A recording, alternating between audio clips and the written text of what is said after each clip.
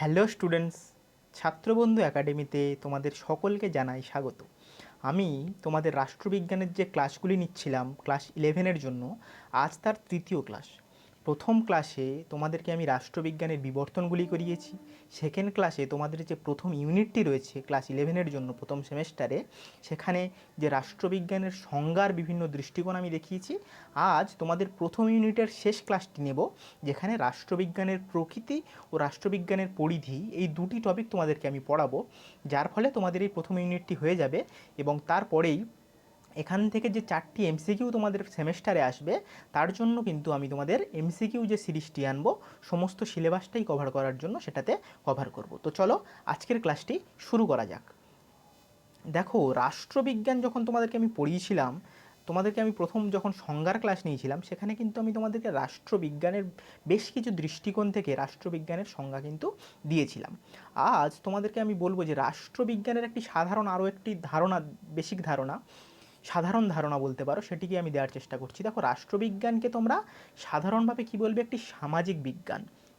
অর্থাৎ এই যে রাষ্ট্রবিজ্ঞান, বিজ্ঞান কি বিজ্ঞান নয়, অর্থাৎ রাষ্ট্রবিজ্ঞানকে বিজ্ঞান পদবাচ্য বলা যায় কি বলা যায় না, এই বিষয় নিয়েও কিন্তু আমি প্রথম ভিডিওতে আলোচনা করেছিলাম। সেখানে বলেছিলাম রাষ্ট্রবিজ্ঞান সাধারণ প্রাকৃতিক বিজ্ঞানের মতো বিজ্ঞান নয়, কিন্তু রাষ্ট্রবিজ্ঞান হলো বিজ্ঞান।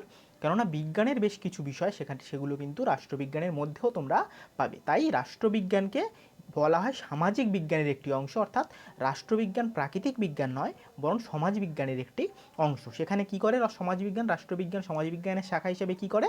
সেটি রাজনৈতিক প্রক্রিয়া, রাজনৈতিক সংস্থা, তার আচরণ সম্পর্কে অধ্যয়ন করে। অর্থাৎ এই যে রাষ্ট্র, সরকার সরকার এই যে রাজনৈতিক তত্ত্ব, এই যে বিষয়গুলো তোমরা শুনেছো, বা রাজনৈতিক যে আচরণ, এই যে বিভিন্ন বিষয়গুলোকে কেন্দ্র করে কিন্তু আমাদের এই রাষ্ট্রবিজ্ঞান আলোচনা চালায়। তাহলে তোমরা সাধারণভাবে রাষ্ট্রবিজ্ঞান বিষয়টিকে যদি আমরা উপস্থাপন করি, তাহলে কিন্তু এভাবে আমরা উপস্থাপন করতে পারব।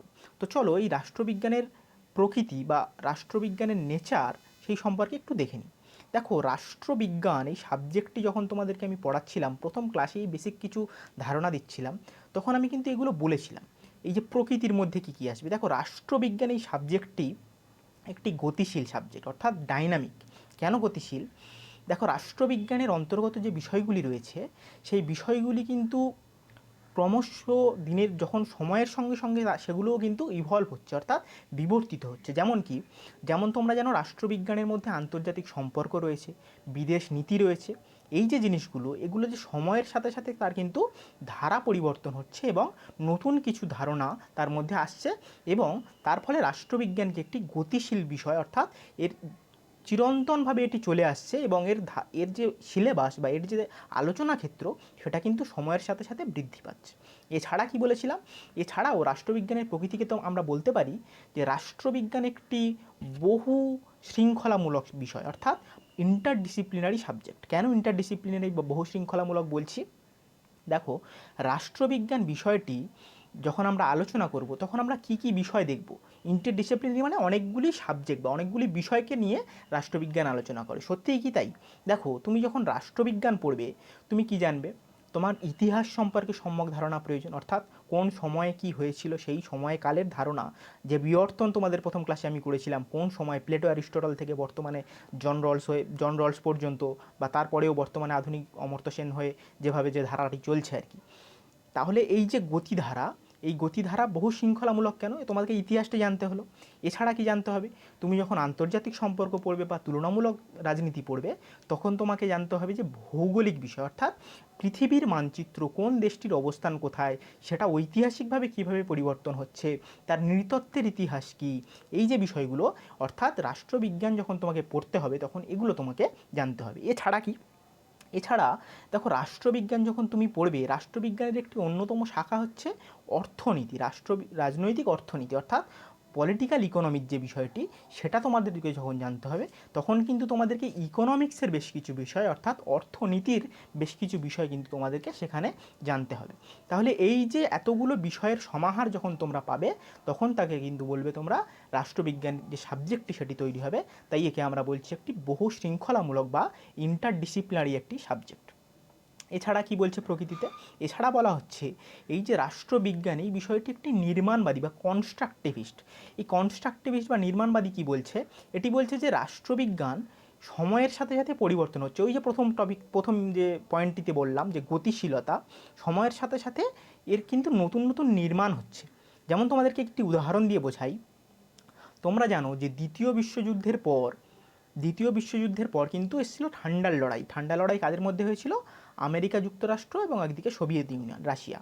এই যে দুটি পক্ষের মধ্যে দীর্ঘ প্রায় 45 বছর, অর্থাৎ 1945 থেকে 1990 পর্যন্ত এই যে দ্বন্দ্ব, এই দ্বন্দ্বের ফলে কিন্তু রাষ্ট্রবিজ্ঞানের ইতিহাসে বা রাষ্ট্রবিজ্ঞান তত্ত্বের ইতিহাসে অনেক তত্ত্বের জন্ম হয়েছিল। যেমন তোমরা পরবর্তীকালে পড়বে যে বাস্তববাদী ধারা, আমাদের কি বাস্তববাদী ধারা কী ব্যাখ্যা করছে, সেখান থেকে নির্মাণবাদী ধারা কী ব্যাখ্যা করছে। সেই যে ধারাগুলো, সেগুলো কিন্তু ব্যাখ্যা করতে পারছে না যে কেন এই যে আমাদের ঠান্ডা লড়াইটি এটি সমাপ্ত হলো। এই ঠান্ডা লড়াই সমাপ্তির কারণ কিন্তু প্রচলিত যে ধারাগুলো ছিল, প্রচলিত যে তত্ত্বগুলো ছিল, সেগুলো ব্যাখ্যা করতে পারছিল না। তাই কনস্ট্রাকটিভিজম যদি রাষ্ট্রবিজ্ঞানের প্রকৃতি হিসাবে এই কারণেই বলছি, কারণ রাষ্ট্রবিজ্ঞান কিন্তু প্রতিনিয়ত বিবর্তিত হচ্ছে, অর্থাৎ রাষ্ট্রবিজ্ঞানের কোনোটাই আলটিমেট বা শেষ পরিসমাপ্তি নয়। আজকে দাঁড়িয়ে এ কথাটা বলা যায় না বা কোনো সময়ই বলা যাবে না যে এই যে এখন যে রাষ্ট্রবিজ্ঞানের তত্ত্ব রয়েছে, এখন যে রাষ্ট্রবিজ্ঞানের সিলেবাস বা রাষ্ট্রবিজ্ঞানের এই যে পরিসীমা রয়েছে, সেটাই কিন্তু শেষ বা সেটাই আলটিমেট, এটা কখনোই বলা যাবে না। তাই এটি হলো কনস্ট্রাকটিভিস্ট বা নির্মাণবাদী। এছাড়া রাষ্ট্রবিজ্ঞানকে আমরা বলেছি একটি বাস্তব প্রয়োগযোগ্য বা রিয়েল লাইফ ইমপ্লিমেন্টেশন যার কিন্তু সম্ভব। কেন বলছি, দেখো রাষ্ট্রবিজ্ঞান বলতে আমি তোমাদেরকে একটি বেসিক ধারণার সময় বলেছিলাম যে রাষ্ট্রবিজ্ঞান কি করে, যে সমাজের যে উপস্থিত যে সম্পদ রয়েছে, সেই সম্পদটিকে সুষমভাবে বন্টনের যে ব্যবস্থা, সেটাই কিন্তু রাষ্ট্রবিজ্ঞান দেখে। অর্থাৎ রাষ্ট্র, সরকার, এই যে বিভিন্ন প্রতিষ্ঠান, বিভিন্ন ব্যবস্থা, এই ব্যবস্থার মাধ্যমে কিন্তু বাস্তবে কিভাবে রাজনীতি পরিবর্তিত হচ্ছে, একটি মানুষের জীবনে কিভাবে সর্বোচ্চ লাভ বা সর্বোচ্চ সে কিভাবে তার জীবনকে অতিবাহিত সুন্দরভাবে করতে পারে বা তার কী কী সমস্যা আসতে পারে, সেই সমস্যাগুলিকে সে কিভাবে সরাতে পারে, তার জীবনকে আরও সুষম সুন্দর কীভাবে গড়ে তুলতে পারে, সেগুলো কিন্তু এই রাষ্ট্রবিজ্ঞান, এই যে রাজনীতি, অর্থনীতি, সমাজতত্ত্ব বা ইতিহাস, এই বিষয়গুলোর সম্যক ধারণা, অর্থাৎ সর্বোপরি রাষ্ট্রবিজ্ঞানের সম্যক ধারণা কিন্তু তাকে, এই ধারণাটায় রাষ্ট্রবিজ্ঞানের ধারণা তাকে দেবে। অর্থাৎ রাষ্ট্রবিজ্ঞানের প্রকৃতিতে অন্যতম বিষয় হলো তুমি বাস্তব জীবনে এই ধারাগুলোকে, এই যে বিষয়গুলোকে যেগুলো পড়বে, সেগুলো কিন্তু তোমরা দেখতে পাবে যদি তোমরা ঠিকভাবে নজর দাও। তাহলে এই গেল প্রকৃতি। এখন আমরা দেখে নিই যে এই রাষ্ট্রবিজ্ঞানের প্রকৃতি সম্পর্কে বিভিন্ন চিন্তাবিদরা কী বলেছেন। দেখো অয়নাল বল বলছেন যে রাজনীতি হচ্ছে নৈতিক নির্দেশ মাত্র নয়। যেমন আমরা কি বলেছিলাম, প্লেটো, অ্যারিস্টটল, এই যে প্রাচীন গ্রিসের যে পলিসির স্টেটি স্টেটের সময় যে কথাগুলো বলেছিলাম আমি তোমাদের বিবর্তনের ভিডিওতে, সেখানে প্লেটো, অ্যারিস্টটল কী বলছেন, প্লেটো, অ্যারিস্টটল বলছেন যে রাজনীতি নীতি, নৈতিকতা, প্রতিষ্ঠান নির্ভর। এখানে অ্যালান বল বলছেন যে রাজনীতি শুধুমাত্র নৈতিক নির্দেশ মাত্র নয়, সার্বিক একটি ক্রিয়াকলাপ।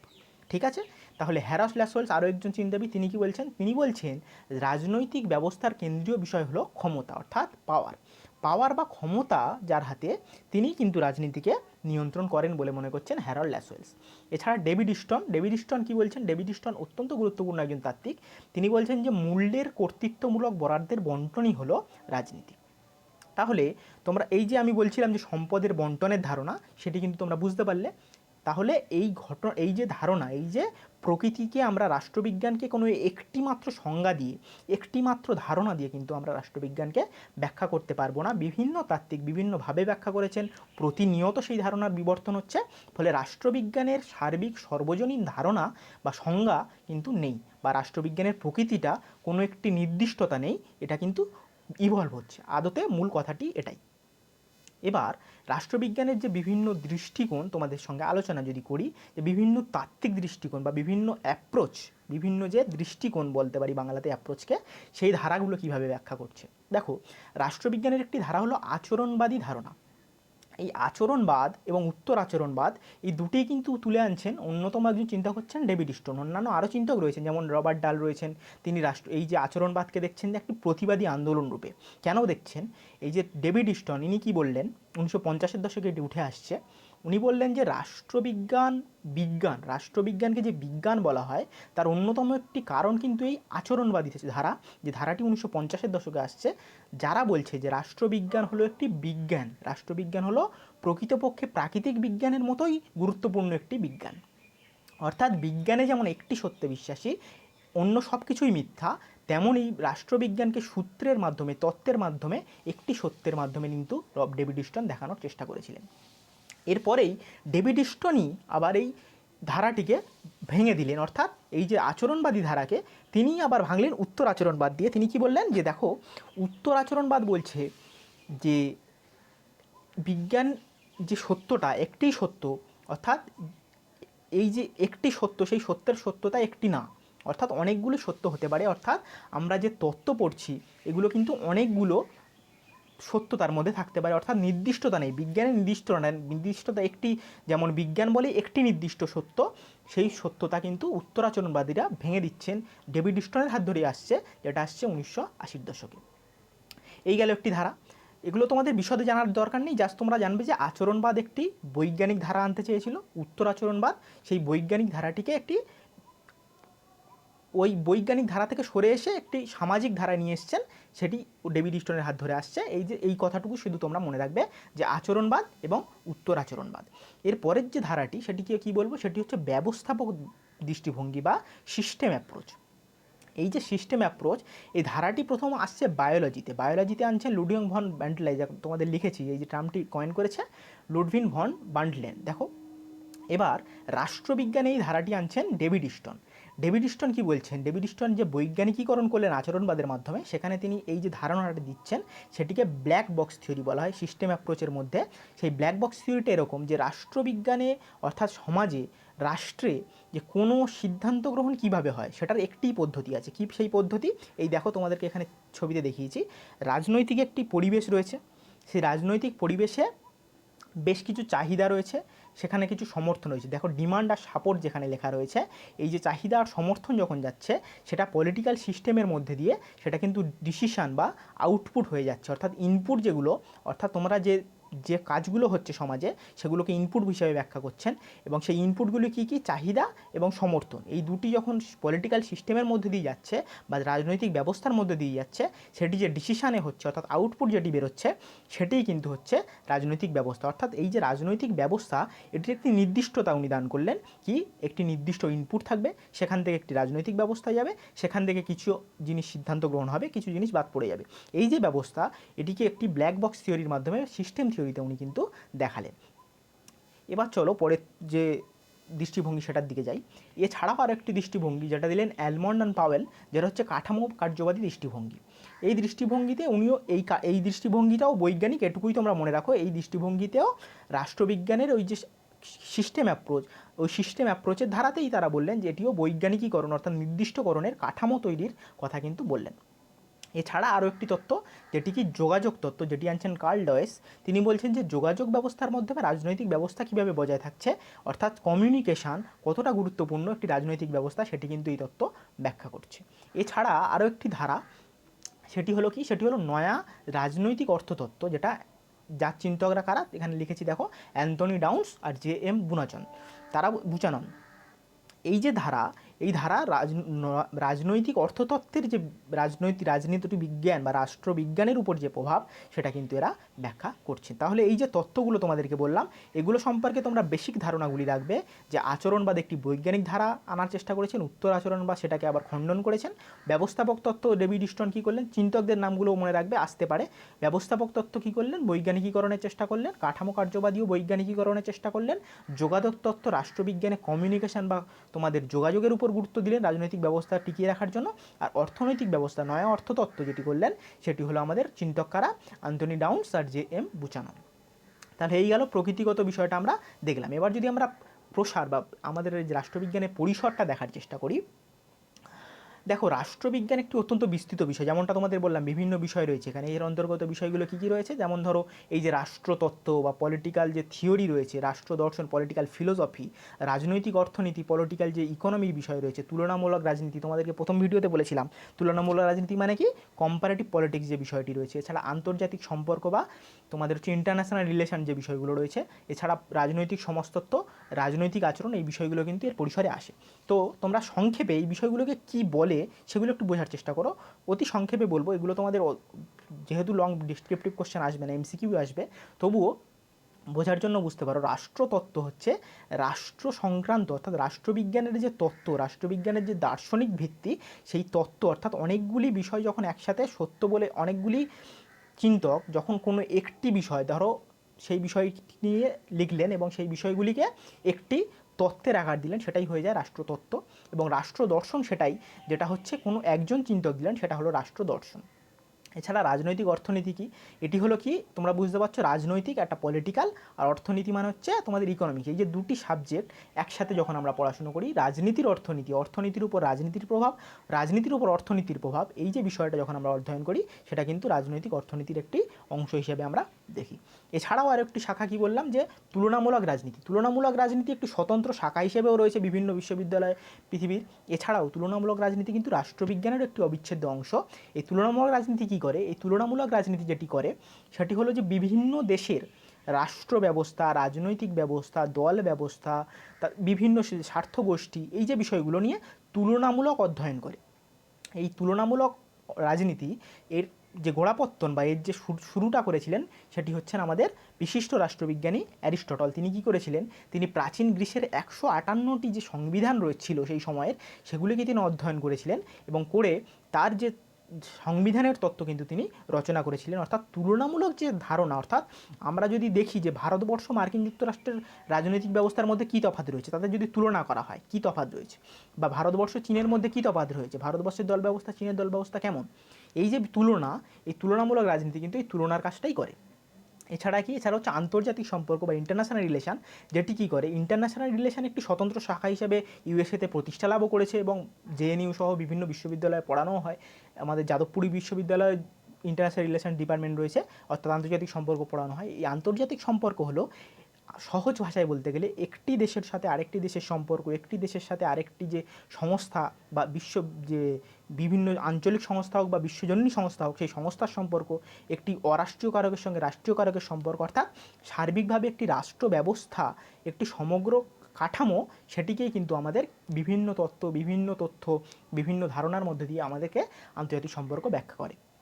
এছাড়া রাজনৈতিক সমাজতত্ত্ব যে বিষয়টি, সেটিও তোমরা কিন্তু একটি ইন্টারডিসিপ্লিনারি সাবজেক্ট, অর্থাৎ একদিকে যেমন রয়েছে পলিটিক্যাল সায়েন্স বা রাজনীতি রাষ্ট্রবিজ্ঞান, আর একদিকে রয়েছে সমাজতত্ত্ব বা সোশিওলজি। এই দুটো টপিক, এই যে দুটো বিষয়, এগুলোকে যখন একত্রে আনা হচ্ছে, তখনই কিন্তু তোমাদের জন্য হচ্ছে সেটা রাজনৈতিক সমাজতত্ত্ব। এছাড়া এখানে রাজনৈতিক আচরণ, সেগুলোকেও কিন্তু এই রাষ্ট্রবিজ্ঞানের পরিসরে স্টাডি বা পড়ানো হয়। তাহলে আমরা যে পরিধির কথা বললাম এতক্ষণ, সেই পরিধি তোমরা, আমি বিবর্তনের ভিডিওটা তোমরা অবশ্যই দেখো, সেখানে আমি অত্যন্ত সুন্দরভাবে কীভাবে বিবর্তিত হচ্ছে প্রাচীনকালে প্লেটো, অ্যারিস্টটল, ম্যাকিয়াভেলির হাত ধরে বর্তমানে এই যে আধুনিক রাষ্ট্র ব্যবস্থায় আসছে, সেটা আমি বলার চেষ্টা করেছিলাম। তো এই যে রাষ্ট্রবিজ্ঞানের পরিধিটা প্রাথমিকভাবে কি যদি বলতে হয়, প্রাথমিকভাবে নীতি নৈতিকতা নির্ভর ছিল, তারপর সেটা বৈজ্ঞানিকীকরণ হলো, তার মধ্যযুগে যখন আসছে সেটাকে তখন ধর্মের ভিত্তিতে হলো, তারপর সেটা যখন আধুনিককালে আসছে সেটা আবারও পুনরায় নীতি নৈতিকতা ফিরে আসছে, কিন্তু তার মধ্যে বৈজ্ঞানিকীকরণেরও একটি ধারা রয়ে গেছে। ফলে এই যে পরিধির বিষয়টা তোমরা কিন্তু রাষ্ট্রবিজ্ঞানকে বুঝতে পারলে। এখানে দেখো এই শাখাগুলোর কথাই আবারও বলা হয়েছে, রাষ্ট্রবিজ্ঞানের বিভিন্ন শাখাগুলি কী কী, এগুলো আমি ব্যাখ্যা করলাম। তাহলে আজকে তোমাদের জন্য এটুকুই রইল, তোমাদেরকে আমি ব্যাখ্যা করলাম এতক্ষণ ধরে যে রাষ্ট্রবিজ্ঞানের বিভিন্ন শাখাগুলো নিয়ে তোমাদেরকে আমি দেখার চেষ্টা করলাম। রাষ্ট্রবিজ্ঞানের প্রথম ইউনিটটি তোমাদেরকে আমি আজকে কিন্তু শেষ করে দিলাম। এতক্ষণ যারা আমাদের সাথে ছিলে তাদেরকে অত্যন্ত ধন্যবাদ। এবং তোমরা যারা এই যে পড়াচ্ছি, যদি কোনো সমস্যা হয় আমাকে অবশ্যই টেলিগ্রামে, যে আমার দেখো টেলিগ্রাম আইডি দেওয়া রয়েছে, মেল আইডি দেওয়া রয়েছে, কোনো সমস্যা হলে বলতেই পারো। এছাড়াও আমাদের ছাত্রবন্ধু একাডেমির হোয়াটসঅ্যাপ গ্রুপ রয়েছে, সেখানে তোমরা জয়েন হয়ে সেখানেও বলতে পারো। টেলিগ্রাম গ্রুপ রয়েছে, সেখানে বলতে পারো। ফেসবুকে কমেন্ট করতে পারো। এছাড়াও তোমাদেরকে একটি রিকোয়েস্ট, যে এই ভিডিওটি যদি তোমাদের ভালো লেগে থাকে তাহলে অবশ্যই বন্ধুদের মধ্যে শেয়ার করবে। তাহলে কিন্তু আমরা নতুন নতুন ভিডিও নতুনভাবে সুন্দরভাবে তোমাদের সামনে উপস্থাপন করতে আরও আমাদের উৎসাহ আসবে এবং আরও ভালো ভালো ভিডিও তোমাদের জন্য আনবো। তাহলে আজকের জন্য এটুকুই। খুব শীঘ্রই তোমাদের পরীক্ষার আগেই সমস্ত সিলেবাসটা কমপ্লিট আমি করাবো আমার সাবজেক্ট, এবং সমস্ত সাবজেক্টগুলো স্যাররা কিন্তু এগুলো করাচ্ছেন। তাহলে আজকের জন্য এটুকুই, খুব শীঘ্রই পরের ভিডিওতে দেখা হচ্ছে। ধন্যবাদ।